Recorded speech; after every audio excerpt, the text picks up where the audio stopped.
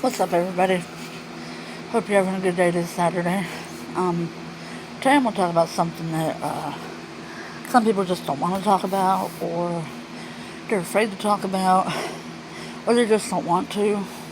Everybody knows somebody has been through it themselves, something, and it's addiction. Um, I am an addict. Um, I've had 10 foot surgeries, and I was on Percocet for 3 years straight. And I had 8 of those foot surgeries in less than 2 years. They all happened in 2 years. I used to do what everybody that an addict would do. I would just say that I didn't do it, or I didn't take them all, or whatever.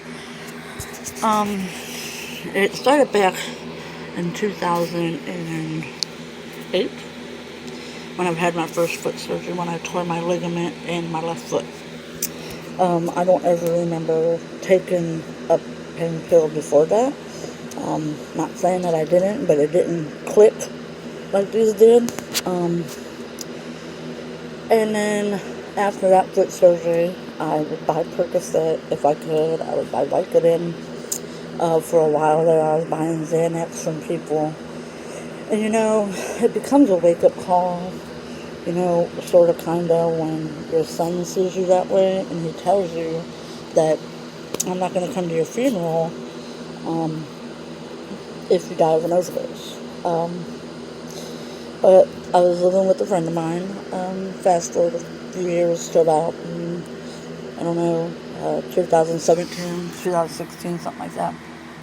Well, my right foot just got all jacked up. I still to this day do not know how it happened. I've had 8 foot surgeries on the right. I have a ankle replacement in my right ankle. Still causes me pain to this day. And that's when I was on Percocet for 2 years straight.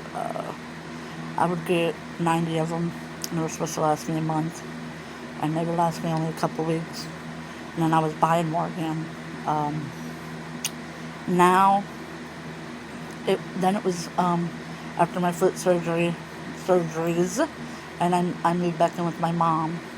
Things were okay. I wasn't, I would buy a few here and there, but nothing like it was.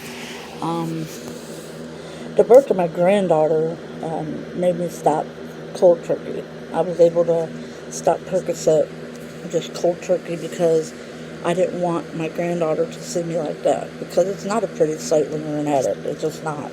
No matter what it is, whether it's alcohol, whether it's meth, cocaine, crack, doesn't matter what it is. It's still not pretty. But the birth of her made me stop, and I stopped for a while. But then my doctor put me on Ambien, and as all of you know, if any of you know or have had an Ambien experience, you know that it's a downer. And I was abusing those, and I would have 30 to last me a month, and I'd be lucky if it lasted me 2 weeks, because all I wanted to do was sleep. The depression from being an addict is real. I'm not making excuses. I did what I did, knowing what the consequences could have been, what could have happened. There was times that I wish I was dead, or I felt like I was dead, or I just didn't want to be around no more.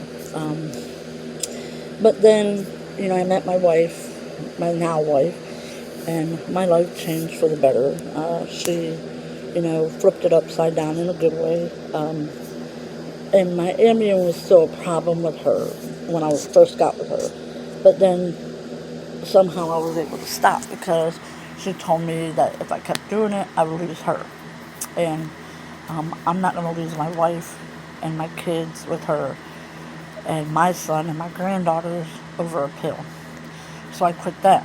Well, about a year ago, not even a year, maybe 7-8 months ago, because I had stopped for almost a year, and then I got prescribed muscle relaxers, and those are just about as painful in my opinion. And I abused those, and I fell off my rocker, so to speak. I'm not gonna sit here and pretend to be something I'm not to you guys.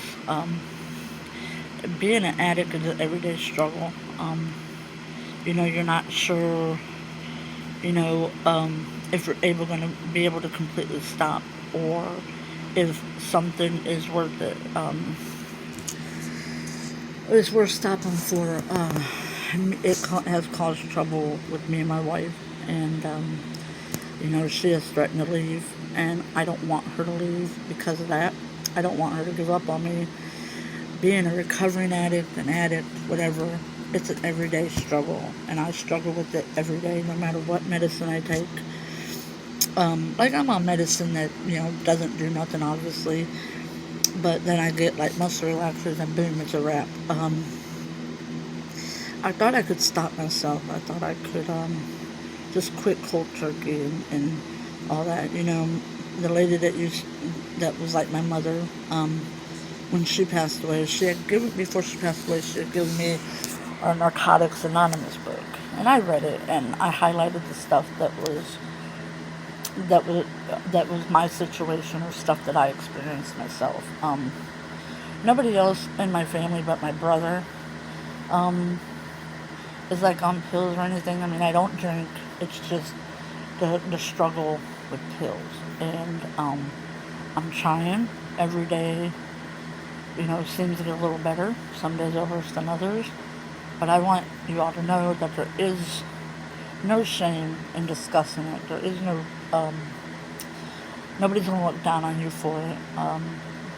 I thought about making this video before, and then I was like, no, nobody wants to hear it. But maybe my story can help somebody, or influence somebody, or make them understand that, you're not alone, and you're not going to be alone. If I could turn back time, it would have been a completely different story. But I can't. And, the man upstairs obviously gave me a reason to keep going. And maybe that's my wife. Maybe that's the birth of my second granddaughter that's almost 2. Maybe it's a combination of everything. But one day I will stop completely. And I just hope and pray that my wife is still standing next to me when I do. Because when it's good, it's good. When it's bad, it's bad. And, I don't, like I said, I don't make excuses. It happened, and I can't change it. I just wish that I could turn back time and maybe change it a little bit. So hit me up with comments, questions, anything, let me know. And until I see you again, bye.